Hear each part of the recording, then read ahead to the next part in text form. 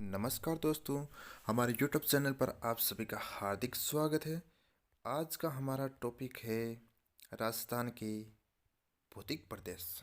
राजस्थान के भौतिक प्रदेश राजस्थान के भौतिक प्रदेश को दो भागों में बांटा गया है, व्यक्तिगत वर्गीकरण और दूसरा है सामान्य वर्गीकरण।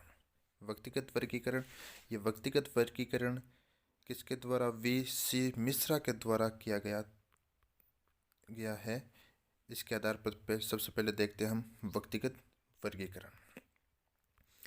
पहला है व्यक्तिगत भौतिक प्रदेशों का वर्गीकरण। ये वी.सी. मिश्रा द्वारा किया गया है। किसके द्वारा? वी.सी. मिश्रा के द्वारा किया गया, जिसको राजस्थान का भूगोल नामक पुस्तक में 1967-68 में प्रकाशित किया गया है।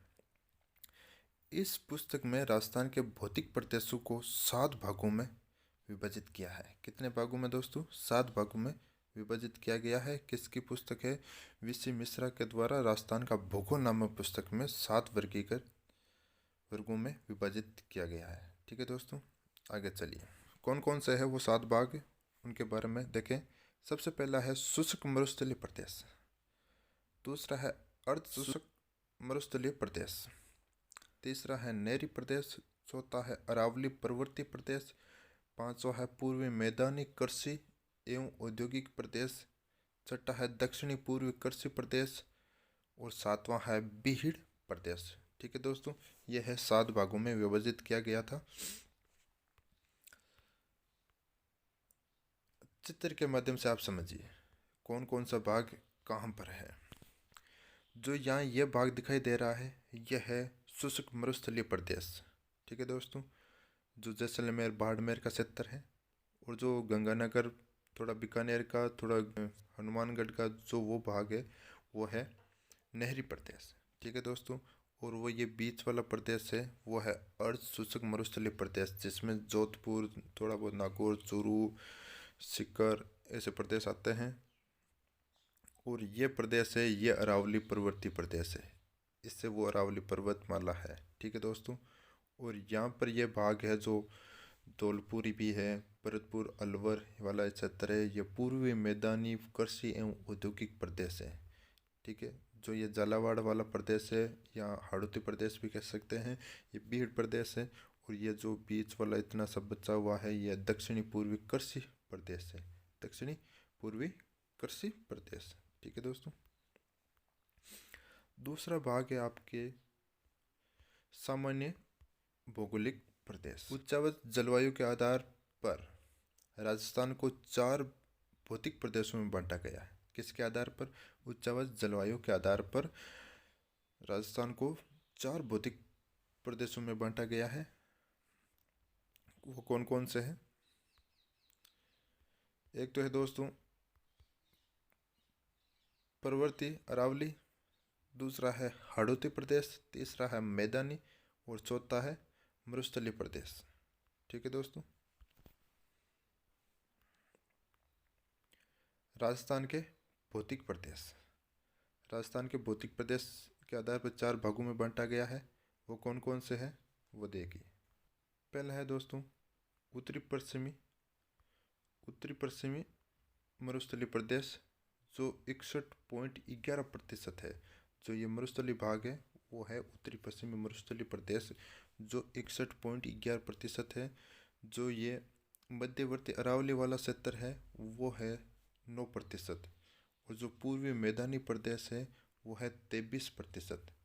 और जो ये दक्षिणी पूर्वी पठारी प्रदेश है, जिसे हम हाड़ौती प्रदेश भी कहते हैं, यह है 6.89% है। विस्तार से यहाँ पर देखें, भौतिक प्रदेशों को नाम के आधार पर कौन कौन से जिले हैं उसमें। पहला है उत्तरी पश्चिमी मरुस्थलीय प्रदेश, जो 61.11% राज्य के कुल क्षेत्रफल में फैला है। और राज्य की कुल जनसंख्या इसमें 40% निवास करती है। और मरुस्थलीय प्रदेश में 12 जिले आते हैं।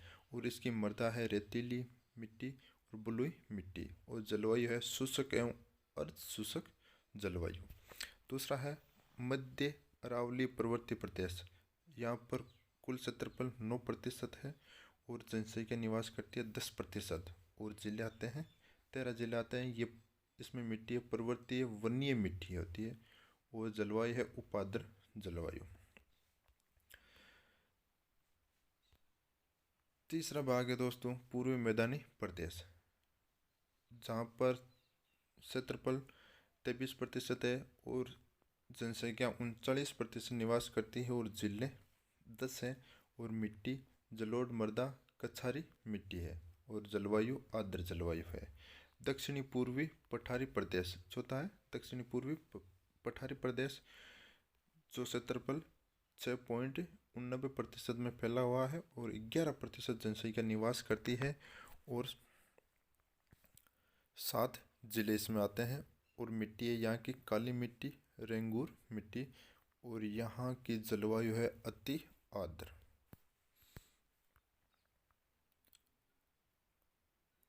ये तो देख लिया दोस्तों।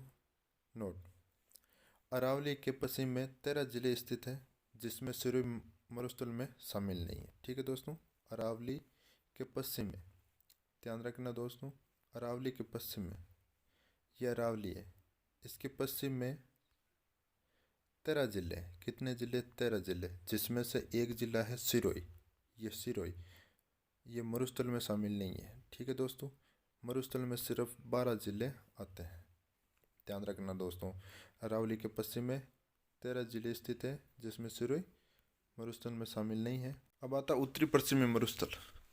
उत्तरी पश्चिमी मरुस्थल, उत्तरी पश्चिमी मरुस्थल इसे थार मरुस्थल भी कहते हैं। क्या कहते हैं? थार मरुस्थल भी कहते हैं। निर्माण हुआ था टर्सरी काल प्लेस्टोसीन फॉल में हुआ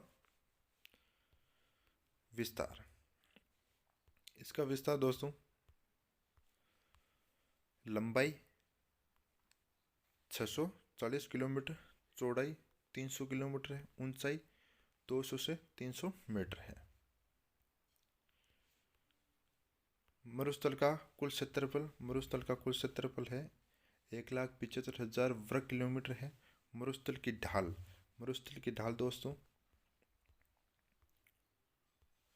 मरुस्थल की ढाल है उत्तर पूर्व से दक्षिणी पश्चिमी की ओर। ठीक है दोस्तों, यहाँ से ये उत्तर ये पूर्व, या इधर से ढाल है इस तरफ दक्षिणी पश्चिमी की ओर। ठीक है दोस्तों, इस तरफ ढाल है।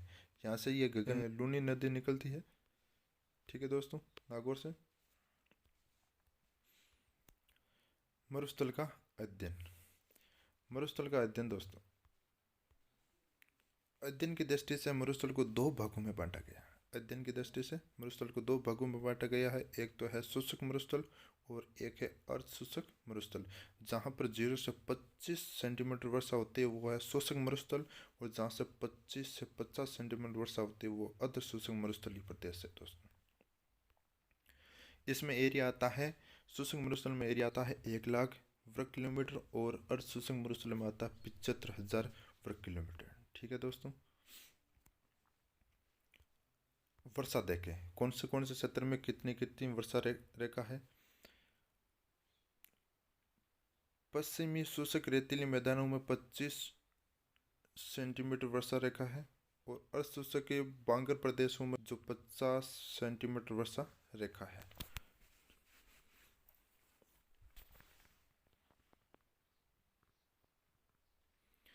पच्चीस सेंटीमीटर समवर्षा रेखा ये राजस्थान के शुष्क और अर्ध शुष्क मरुस्थलों में विभाजित है। 25 सेंटीमीटर समवर्षा रेखा ये राजस्थान के शुष्क और अर्ध शुष्क मरुस्थलों में विभाजित है दोस्तों। उत्तरी पश्चिमी मरुस्थलीय प्रदेश को 2 भागों में बांटा गया। एक तो है शुष्क मरुस्थलीय, दूसरा है अर्ध शुष्क मरुस्थलीय। ठीक है, शुष्क मरुस्थलीय बालू का स्तूप रहित है, एक है बालू का स्तूप रहित। एक तो सहित होगा, एक तो रहित होगा, दोनों रहित हो गए। ठीक है, अर्ध शुष्क मरुस्थलीय प्रदेश में गोडवाड़ प्रदेश जो लूनी बेसिन है, नागौर उच्च भूमि, शेखावाटी का आंतरिक अफवाह मैदान और गगर का मैदान। शुष्क मरुस्थलीय जहाँ पर 0 से 25 सेंटीमीटर वर्षा होती है, इसमें अध्ययन की दृष्टि से 2 भागों में बांटा गया है। शुष्क मरुस्थलीय प्रदेश को 2 भागों में बांटा गया है। पहला है बालू का स्तूप मुक्त रहित। कौन सा है? बालू का स्तूप मुक्त रहित प्रदेश। कारण पथरीला मरुस्थलीय जिसे हमादा कहा जाता है। विस्तार जैसलमेर के रामगढ़ लोदरवा सर्वाधिक है, जोधपुर में है, बाड़मेर में। कौन सा? बालू का स्तूप मुक्त रहित प्रदेश। दूसरा है बालू का स्तूप युक्त प्रदेश। अर्थ पवन के द्वारा मिट्टी का निक्षेपण जमाव किया जाता है तो निर्मित संरचना को बालू का स्तूप कहा जाता है। पवन, मिट्टी, निक्षेपण, बालू का स्तूप। नोट: बालू का स्तूप के प्रकार। सबसे पहला है बरखान। इसकी चौड़ाई 100 से 200 मीटर, ये अवतल लेंस की तरह होता है। पवन अर्धचंद्राकार, इधर उत्तल ऊंचाई होती है 10 से 20 मीटर। समझे इसे। जब पवन के द्वारा मिट्टी का जमाव अर्धचंद्राकार रूप में होता है तो उसे बरखान कहा जाता है। क्या होता है? जब पवन के द्वारा मिट्टी का जमाव अर्धचंद्राकार रूप में होता है तो उसे बरखान कहा जाता है। मरुस्थल में सर्वाधिक योगदान। मरुस्थल में सर्वाधिक योगदान है सर्वाधिक तेज गति वाला बालू का स्तूप, सर्वाधिक शेखावाटी चूरू में बनता है। ठीक है। दूसरा है अनुप्रस्थ बालू का स्तूप। अनुप्रस्थ बालू का स्तूप जब पवन के द्वारा मिट्टी का जमाव समकोण पर किया जाता है तो निर्मित बालू का स्तूप को अनुप्रस्थ बालू का स्तूप कहा जाता है। समकोण पर बनता है तब। अगर अर्धचंद्राकार आकार में बनता है तो बरखान होगा। ठीक है। और समकोण पर होगा तो अनुप्रस्थ बालू का स्तूप होगा। सर्वाधिक बाड़मेर, जोधपुर में पाए जाते हैं। तीसरा है अनुदैर्ध्य बालू का स्तूप, रेखीय बालू का स्तूप, जो पवन की दिशा ऐसे होगी। ठीक है। जब पवन के द्वारा मिट्टी का जमाव अपनी दिशा या समांतर रूप में किया जाता है तो उसे अनुदैर्ध्य बालू का स्तूप कहा जाता है, जो सर्वाधिक जैसलमेर में बनते हैं। तारानुमा बालू का स्तूप इस तारा के आकार की बनेगी और पवनें इस तरफ गति करेगी। ये नियमित हवाओं के द्वारा निर्मित बालू का स्तूप जिन्हें तारानुमा बालू का स्तूप कहा जाता है, सर्वाधिक जैसलमेर में, सूरतगढ़, श्रीगंगानगर में। इन बालू का स्तूपों में न्यूनतम 3 भुजाएं पाई जाती है। इन बालू का स्तूप में तो यह तारानुमा है ना, उसमें इन बालू का स्तूप में न्यूनतम 3 भुजाएं पाई जाती है। पांचवा है पैराबोलिक बालू का स्तूप। महिलाओं के बालों के क्लिप हेयर के समान बनता है। पवन पैराबोलिक। बरखान का उल्टा होता है। महिलाओं के बालों के हेयर पिन जैसे बालों का स्तूप पैराबोलिक कहलाता है और बरखान के विपरीत बनने वाले बालू का स्तूप है। नोट: यह बालू का स्तूप राजस्थान में सर्वाधिक पाया जाता है। पैराबोलिक यह बालू का स्तूप राजस्थान में सर्वाधिक पाया जाता है। छठा है सीप। बरखान समकोण पर बनता है और सीप पवन समांतर बनते हैं। ठीक है। जब बरखान का निर्माण होता है इसी दौरान पवन की दिशा में परिवर्तन होने पर बरखान की एक भुजा का विस्तार होता है जिसमें निर्मित बालू का स्तूप को सीप कहा जाता है। बरखान अनुप्रस्थ, सीप अनुदैर्ध्य रेखीय होता है। सातवां है स्त्रैटोकार्पस नैक्रा। झाड़ियों के पास पाए जाने वाले बालू का स्तूप को स्त्रैटोकार्पस कहते हैं। झाड़ियों के पीछे मिलने वाले बालू का स्तूप को नैक्रा कहा जाता है। सर्वाधिक शेखावाटी बीकानेर, जैसलमेर में। नोट: राजस्थान में सर्वाधिक बालू का स्तूप जैसलमेर में, राजस्थान में सभी प्रकार के बालू का स्तूप जोधपुर में मिलते हैं।